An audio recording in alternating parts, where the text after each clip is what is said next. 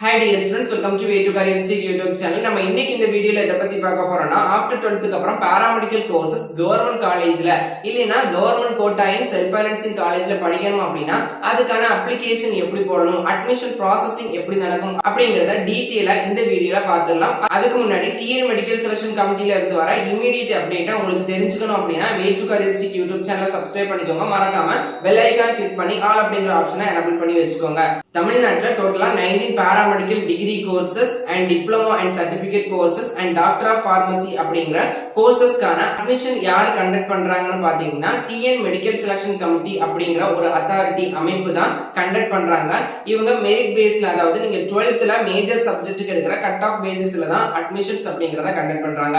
Okay, இந்த admission process என்ன அப்படிங்கறத பாத்துறலாம். ஃபர்ஸ்ட் ஆஃப் ஆல் இந்த அட்மிஷன் process அப்படிங்கிறது ஃபுல் அண்ட் ஃபுல் ஆன்லைன்ல தான் நடக்கும். TN மெடிக்கல் செலக்ஷன் கமிட்டியோட அபிஷியல் வெப்சைட்ல தான் அவங்களுக்கான அப்டேட் எல்லாமே ரிலீஸ் பண்ணிடுவாங்க. பிசிக்கலி சேலஞ்ச் ஸ்டூடண்ட்ஸ்க்கு மட்டும் தான் பாத்தீங்கன்னா கவுன்சிலிங் மட்டும் நீங்க ஆஃப்லைன், அதாவது டைரக்டா கண்டக்ட் பண்ற மாதிரி இருக்கும். மத்தபடி பாத்தீங்கன்னா எல்லாமே ஆன்லைன் ப்ராசஸிங் தான். ஓகே, இந்த கவுன்சிலிங்கான டோட்டல் ப்ராசஸ இப்ப பாத்துறலாம். ஃபர்ஸ்ட் ஆஃப் ஆல் எதை எடுத்துட்டாலுமே அப்ளிகேஷன் அப்படிங்கிறது முக்கியம். அதே மாதிரி தான் TN medical selection committee conduct பண்ற பாராமெடிக்கல் அலைட் ஹெல்த் சயின்ஸ் கோர்சஸ்க்கான கவுன்சிலிங்லயுமே அப்ளிகேஷன் அப்படிங்கிறது தான் ஃபர்ஸ்ட் பார்ட்டா இருக்குது. இந்த அப்ளிகேஷன் எதுக்காகனா, நான் இந்த கோர்ஸ் படிக்கிறதுக்கு வில்லிங்கா இருக்கேன், இல்லனா எனக்கு இந்த கோர்ஸ் படிக்கிறதுக்கு விருப்பம் அப்படிங்கறத மெடிக்கல் செலக்ஷன் கமிட்டிக்கு நம்ம தெரிவிக்கிறோம். அதுதான் அப்ளிகேஷன் process. இந்த அப்ளிகேஷன் processல பாத்தீங்கன்னா உங்களுடைய பேசிக் எலிஜிபிலிட்டி டீடைல்ஸ், தென் உங்களுடைய ஸ்டடி டீடைல்ஸ், தென் உங்களுடைய personal details and documents sums கேட்டிருப்பாங்க. அந்த டாக்குமெண்ட்ஸ் அப்லோட் பண்ற மாதிரி இருக்கும். செகண்ட் பாத்தீங்கன்னா நீங்க இந்த அப்ளிகேஷன் ஒன்ஸ் சப்மிட் பண்ணிட்டீங்க அப்படின்னா மெடிக்கல் செலக்ஷன் கமிட்டி அந்த அப்ளிகேஷனை செக் பண்ணுவாங்க. உங்களுடைய அப்ளிகேஷன்ல கொடுத்திருக்கிற டீடைல் எல்லாம் கரெக்டா இருந்துச்சு அப்படின்னா உங்களுடைய அப்ளிகேஷன் அப்படிங்கிறது அப்ரூவல் ஆகும். இந்த அப்ளிகேஷன் எப்படி அப்ரூவல் ஆகும் அப்படிங்கறத நீங்க தெரிஞ்சுக்கிற செகண்ட் process தான் ரேங்க் லிஸ்ட் அப்படிங்கற ஒண்ண ரிலீஸ் பண்ணுவாங்க. இந்த ரேங்க் லிஸ்ட்ல உங்களுக்கான அப்ளிகேஷன் நம்பர், உங்களுக்கான ஜெனரல் ரேங்க், உங்களுக்கான கம்யூனிட்டி ரேங்க் அப்படிங்கறத ரிலீஸ் பண்ணுவாங்க.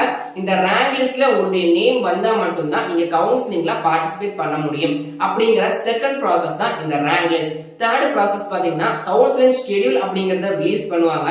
இந்த கவுன்சிலிங் ஷெட்யூல்ல என்னெல்லாம் இருக்கும்னு பாத்தீங்கன்னா நீங்க எப்போ கவுன்சிலிங் அட்டெண்ட் பண்ணனும், எப்போ கவுன்சிலிங்கான ரெஜிஸ்ட்ரேஷன் ஃபீஸ் பே பண்ணனும், எந்த டேட்ல எந்த டைமுக்குள்ள நீங்க சாய்ஸ் ஃபில்லிங் பண்ணி முடிக்கணும் அப்படிங்கற டீடைல கொடுக்கிற ஒரு டைம் டேபிள் தான் இந்த கவுன்சிலிங் ஷெட்யூல்ங்கிறது.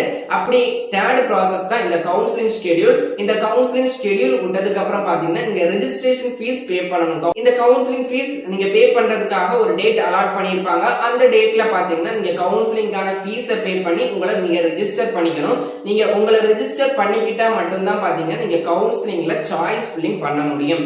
சாய்ஸ் ஃபில்லிங்னு சொல்றீங்களே, இந்த சாய்ஸ் ஃபில்லிங் அப்படின்னா என்னன்னா உங்களுக்கு பிடிச்ச காலேஜஸ், உங்களுக்கு பிடிச்ச கோர்சஸ நீங்க தரவரிசைப்படுத்துறது. அதாவது இப்போ எனக்கு எக்ஸாம்பிள் என்னெல்லாம் கோர்சஸ் படிக்கணும், எந்த காலேஜ்ல படிக்கணும் அப்படிங்கறத என்னுடைய ப்ரிஃபரன்ஸ் அடிப்படையில ஒரு அட்டவணைப்படுத்துறது தான் இந்த சாய்ஸ் ஃபில்லிங். நம்ம விருப்ப பட்டியலை தேர்வு செய்யறது அப்படிங்கறது தான் சாய்ஸ் ஃபில்லிங். பாராமெடிக்கல் கோர்ஸை பொறுத்த வரைக்கும் கவுன்சிலிங் ஃபீஸ் 250 rupees. இந்த 250 rupees பே பண்ணிட்டீங்க அப்படின்னா, ஒன் டைம் நீங்க பே பண்ணிட்டீங்க அப்படின்னா எவ்வளவு கோர்சஸ் எவ்வளவு காலேஜஸ் வேணும்னாலும் செலக்ட் பண்ணலாம்.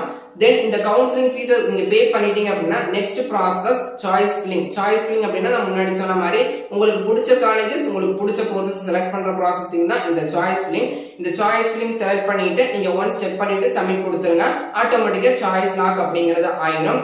தென் ரிசல்ட் டேட் அப்படிங்கிறது கொடுத்திருப்பாங்க. இந்த ரிசல்ட் டேட்ல பாத்தீங்கன்னா உங்களுக்கு எந்த காலேஜ்ல எந்த சீட் எந்த கோர்ஸ்க்கு அலாட் ஆயிருக்கு அப்படிங்கிற அலாட்மெண்ட் PDF அப்படிங்கறத ரிலீஸ் பண்ணுவாங்க.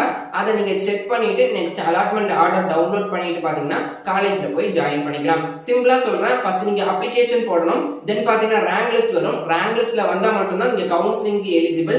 தேர்ட் பாத்தீங்கன்னா கவுன்சிலிங் ஷெட்யூல் அப்படிங்கறத ரிலீஸ் பண்ணுவாங்க. ஃபோர்த் நீங்க கவுன்சிலிங்க்கு ரெஜிஸ்ட்ரேஷன் பண்ணிருக்கணும். ஃபிஃப்த் சாய்ஸ் ஃபில்லிங் பண்ணிருக்கணும். தென் சிக்ஸ்த் பாத்தீங்கன்னா ரிசல்ட் வரும். செவன்த் பாத்தீங்கன்னா அலாட்மெண்ட் ஆர்டர் டவுன்லோட் பண்ணி நீங்க காலேஜ் போய் ஜாயின் பண்ணணும். இவ்வளவுதான் இந்த கவுன்சிலிங் process. சோ இந்த கவுன்சிலிங் பாத்தீங்கன்னா ஃபுல் அண்ட் ஃபுல் ஆன்லைன்ல மட்டும் தான் நடக்கும். தென் எல்லாருக்கும் ஒரு காமன் டவுட் பாத்தீங்கன்னா எனக்கு BSc நர்சிங் படிக்கணும், B.Pharm படிக்கணும், BPT படிக்கணும். நான் இப்போ BSc நர்சிங் படிக்கணும் அப்படின்னா அதுக்கு தனியா அப்ளிகேஷன் போடணுமா, இல்ல ஒவ்வொரு காலேஜ் பொறுத்து தனித்தனியா அப்ளிகேஷன் போடணுமான்னு கேட்டா கண்டிப்பா கிடையாது. எல்லா கோர்சஸ்க்குமே சேர்த்து ஒரே ஒரு அப்ளிகேஷன் தான். நீங்க பாராமெடிக்கல் 90 டிகிரி கோர்சஸ் படிக்கணும் அப்படின்னா அதுக்கு ஒரு அப்ளிகேஷன், டிப்ளமோ கோர்சஸ் படிக்கணும்னா அதுக்கு ஒரு அப்ளிகேஷன், PharmD படிக்கணும்னா அதுக்கு ஒரு அப்ளிகேஷன். அப்படிதானே தவிர BSc நர்சிங்க்கு தனியா, B.Pharmக்கு தனியா, BPTக்கு தனியா அப்படி அப்ளிகேஷன் போட வேண்டிய தேவை கிடையாது. 19 பாராமெடிக்கல் பேராமெடிக்கல் டிகிரி கோர்சஸ்க்கு பாத்தீங்கன்னா ஒரே ஒரு அப்ளிகேஷன் நீங்க ஃபில் பண்ணா போதும். அப்ளிகேஷன் போடும்போது application charges plus counselling charges, அந்த கவுன்சிலிங் சாய்ஸ் ஃபில்லிங் டைம்ல நீங்க பே பண்ற மாதிரி இருக்கும். மத்தபடி ஒவ்வொரு காலேஜுக்கும் ஒவ்வொரு கோர்சஸ்க்கும் தனித்தனியா நீங்க அப்ளிகேஷன் ஃபில் பண்ண வேண்டிய தேவை கிடையாது. இதையுமே நீங்க ஞாபகம் வச்சுக்கோங்க. இது ரிலேட்டடான ஃபுல் அப்டேட், அபிஷியல் அப்டேட் பாத்தீங்கன்னா டிஎன் மெடிக்கல் செலக்ஷன் கமிட்டி அப்படிங்கிற வெப்சைட்ல தான் ரிலீஸ் பண்ணுவாங்க. அப்படி இந்த ஃபேக் வெப்சைட்டை ஃபாலோ பண்ணாதீங்க, ஃபேக் ஏஜென்ட்ஸை ஃபாலோ பண்ணிக்காதீங்க. Government seats and government quota and self finance seats only பாத்தீங்கன்னா டிஎன் மெடிக்கல் செலக்ஷன் கமிட்டி தான் கவுன்சிலிங் அப்படிங்கறது கண்டக்ட் பண்ணுவாங்க. கவுன்சிலிங் ஃபுல் அண்ட் ஃபுல் ஆன்லைன்ல தான் நடக்கும். சோ யாருமே ஒரி பண்ணிக்காதீங்க. டிஎன் மெடிக்கல் செலக்ஷன் கமிட்டி ரிலேட்டடான எல்லா அப்டேட்டுமே நம்ம way to career FC YouTube சேனல்ல அப்டேட் பண்ணிட்டு இருப்போம். மேலும் இது போல கல்வி சார் தகவல்கள் இணைந்திருங்கள் way to career FC YouTube channel. நம்ம சேனலை சப்ஸ்கிரைப் பண்ணாதவங்க சப்ஸ்கிரைப் பண்ணிக்கோங்க. வாட்ஸ்அப் அண்ட் டெலிகிராம் சேனலுமே ஜாயின் பண்ணிக்கோங்க. தென் வே டு கரியர் எஃப்சி அப்படிங்கிற இன்ஸ்டாகிராம் பேஜையுமே ஃபாலோ பண்ணிக்கோங்க.